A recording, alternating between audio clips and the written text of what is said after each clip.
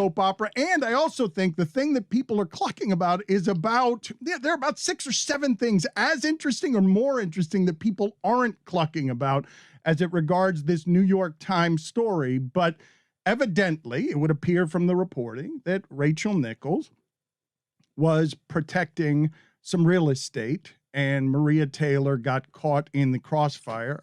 Before I give you any of my opinions here, I want to hear from Jamel and Amin, because this has been a talking point, and you're not going to hear about it on ESPN because they don't talk about this stuff when it happens to them. The transparency is something we can demand when the shame belongs to others. And so Amin can talk about this because he knows the personalities, and Jamel can talk about it because she knows this subject matter and this terrain. So Jamel, first of all, you read this story and thought what?